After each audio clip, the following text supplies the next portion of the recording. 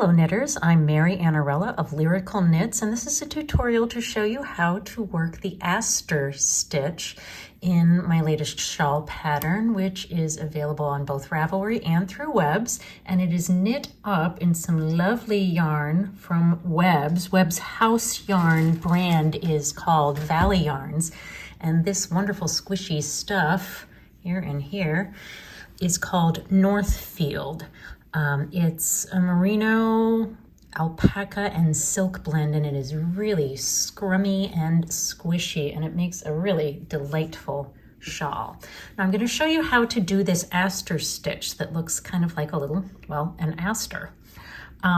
Usually we will do it all the way across a row, but the first time you do it, it's an isolated blossom. So I'm calling it a solo blossom, where you just pop it in there right there, and it requires basically what turns out to be some short rows. So I thought I would show you how that works. Okay, so to join your contrasting color, and in my case, this is this dusty lilac color. My main color is this gray, this light gray, and here's dusty lilac. I realize that it may not show up as being very different on your monitor, but here we go. What you want to do is when you join this, leave yourself an extra long tail. Like when I join yarn, I'll usually just leave maybe that much of a tail. That is not enough here for safety purposes. Let's say about, gosh, I'd leave about 12 inches. So why not? Join it, join your yarn there. And it tells you, like I think it says like knit 15 or something like that. And it says, knit 1, knit through the front and the back, knit 15, join the CC, leaving a slightly longer than usual tail to weave in, and with the CC, knit 5, but wrapping the yarn twice around the needle for each of those 5 stitches. So just to be clear, I want to show you how to do this. Normally when you knit, you just draw one loop through like that. Boom, you're done. We got that. We're knitters here. But for this one, you're going to knit 5, and instead of drawing one loop, you're going to wrap the yarn around the needle twice to basically give you 2 loops there. See them? 1, 2. And you're going to do that 5 times. I mean, that's all it is. It's just like doing a yarn over before you pull everything through. So look at that. I've done this 3 times, and I have double loops for all 3 of those, but we have to do it 5 times. 1, 2, 3, 4. And then 5 like that. What that will do is elongate the stitch on the next row.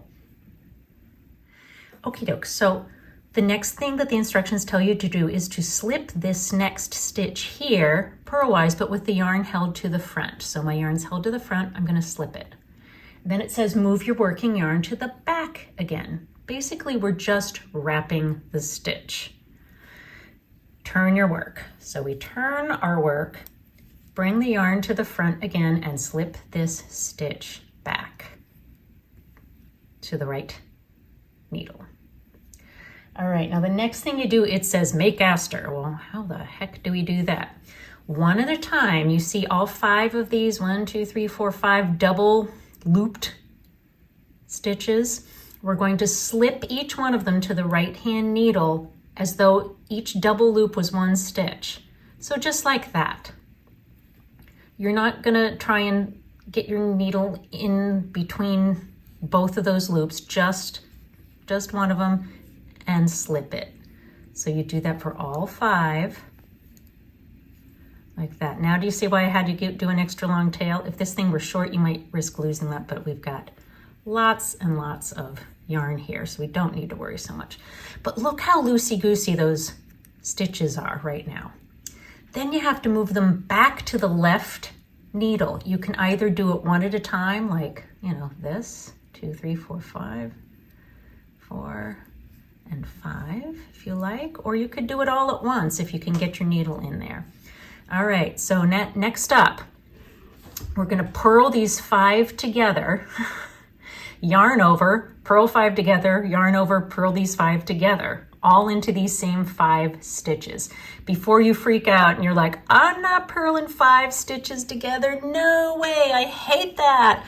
It is so much easier now that these stitches are elongated. They're not tight at all. You're not gonna have nearly the tough time purling these 5 together than you do with just 5 unelongated stitches. So you're gonna insert your needle through all 5. Look how easy I did that.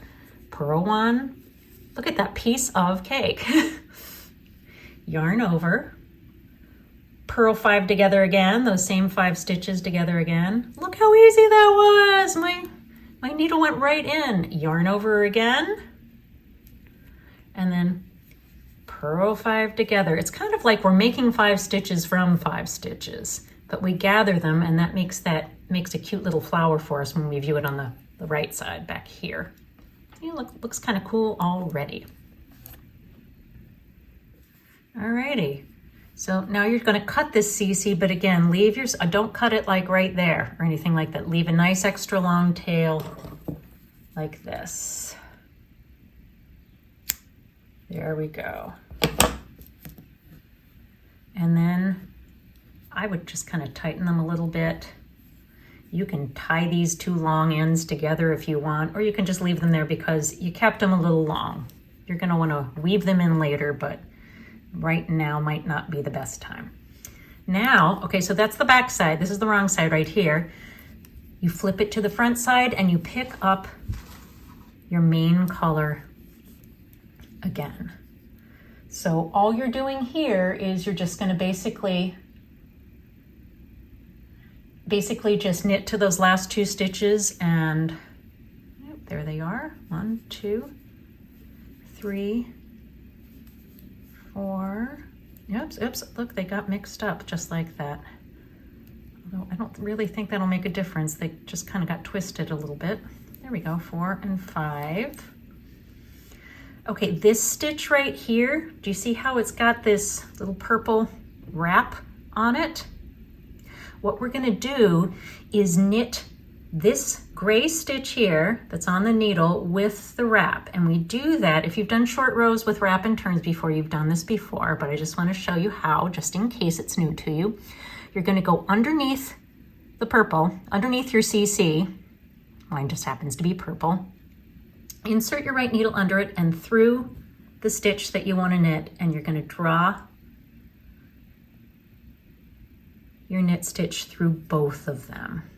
And what that does is that it puts your little CC contrasting color wrap behind your just knit stitch.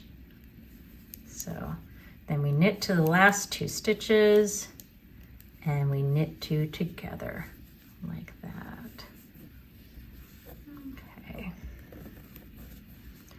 And what we do for the next row is that we're going to knit those stitches and it's going to look a little more like a flower. And I will be right back to show you how this works when we do this with a whole row of them, just to solidify it in our minds and needles.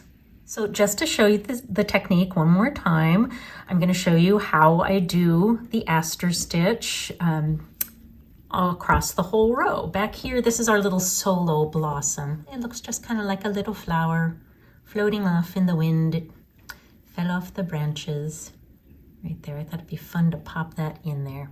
All right, so the first thing you do is you have to join your CC, your contrasting color,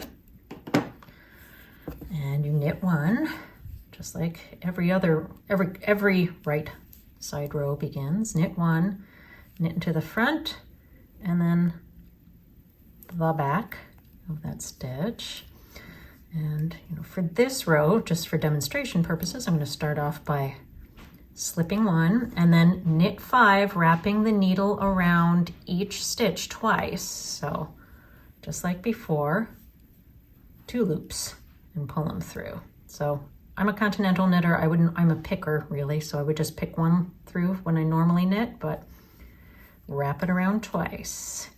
It just elongates the stitch. Let's see, it's 1, 2, 3, 4, 5. Slip 1, and again, you slip in this pattern, you always slip 1 stitch by holding the yarn to the wrong side. So that means when you're working a right side row, you hold your yarn to the back. So I'm going to slip it purlwise with my yarn held to the back. And now I'll do my 5 kind of double looped stitches. We need another word for that other than knit 5, wrapping the yarn around the needle twice. 1, 2, 3, 4, 5. Slip 1. Let's do one more. 1, 2, 3, 4, 5. Slip 1. Okay, and on this particular row, you follow the directions for each of your rows, because each time we do a blossom aster section, the stitch counts are going to be a little different. So I'm going to knit this one, and then the last 2 stitches of every right side row get knit together. There we go. So it looks like a lot of stitches, but really you're going to be slipping these double looped stitches together. So turn to the wrong side of your work, and the first stitch of every wrong side row, you slip the first stitch with the yarn held front. And in this case, we're going to knit 1. Oh, and look, there's my little slipped stitch. So when I slip it, I'm holding the yarn to the wrong side, but this is a wrong side row, so I bring the yarn forward, slip it that way. Yeah, just like that. Now each of these 5 double looped stitches that are going to make up my aster, I slip them one at a time, like that, as though they were just one loop. That elongates them. Now I'm going to move all 5 of these back to the left hand needle. Let's try it this way, see if I can do this. Insert it through 5 and do it all in one fell swoop. One fell swoop. Listen to how I said that correctly instead of one foul swoop. It's one fell swoop. All right, purl 5 together. Purl all 5 of them together. It's easy, way easier because we elongated those stitches. Purl 5 together, yarn over. Purl those same 5 together, yarn over. Purl those same 5 together, and that makes 5 stitches. Can kind of spread them out, and that way they won't get tangled. Slip 1. Let's do that again. Slip each of those 5 double stitches one at a time as though they're just one stitch. Move all 5 of them back to the left needle so that elongates them. Oops, looks like I split this one, so I'm going to fix that. There we go. I'd split it. That's no fun. Purl 5 together, but don't remove them from the left needle just yet. Till you yarn over, purl 5 together, those same 5 together one more time. Yarn over, and then purl 5 together one more time. There we go. So we have 1, 2, 3, 4, 5 new stitches there. Slip the next one. Okay, we're getting good at this. So let's slip these next 5 as though each one were just one long stitch. Slip them back. Hey, what the heck, this time let's just do them one at a time. Like that. Now I'm going to bring my yarn forward so I can purl 5 together. Purl 5 together, yarn over, purl those same 5 together, yarn over, purl those same 5 together. It's really a kind of gathered stitch, isn't it? We're gathering them all together and finishing off with 5 stitches. They'll just be different from those 5 stitches before we gathered them. Slip 1, knit to the last 2 stitches, knit front and back, and then knit 1. I had just joined my yarn there, so I'm just going to snug that up. There we go. And they look a little different, but once we take our main color yarn here and just do 2 rows of the garter bias rows, do a set of the garter bias rows, they're going to look like that. So yeah, we kind of gathered all 5 of those stitches and we purled them together and created 5 more. So I hope you've enjoyed this tutorial, and I hope you enjoy the shawl very much. Bye-bye.